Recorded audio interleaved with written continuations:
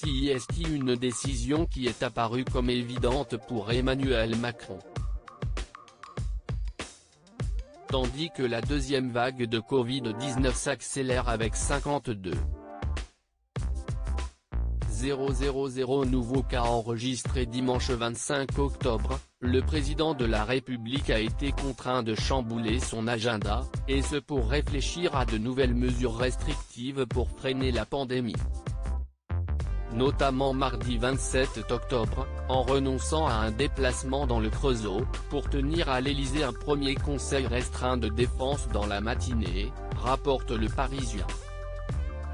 Une situation qui semble particulièrement inquiéter Emmanuel Macron, qui pourrait envisager un reconfinement partiel de la France, et ce pour éviter au maximum les cas de contamination.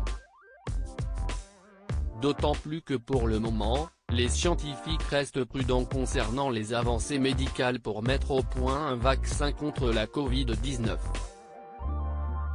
Contrairement à la Russie, qui crie déjà victoire sur la mise au point d'un remède.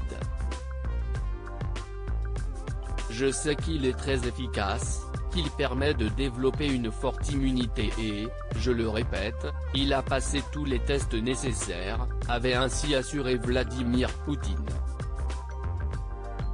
Une affirmation qu'Emmanuel Macron n'a pas manqué de relever, demandant ainsi à son homologue russe, sans détour, « Tu l'as pris, toi, ton fameux vaccin ?» Une question qui cesse de passer de réponse. Un autre vaccin à l'étude pour le moment, aucun vaccin n'a officiellement été autorisé pour endiguer la pandémie de coronavirus, qui connaît un rebond inquiétant.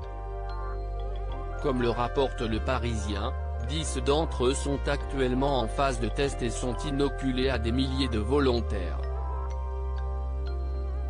Et les Russes sont sûrs d'eux. À partir du 1er janvier 2021, ce vaccin sera disponible pour la population. On continue à passer la troisième phase de test.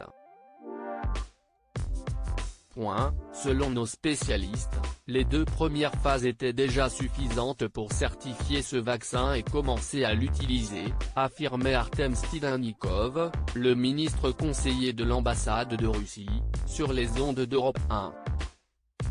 Selon lui, ce vaccin opérationnel à 100% aurait été enregistré et certifié en Russie et d'ores et déjà utilisé sur plusieurs responsables importants et hauts fonctionnaires de l'État.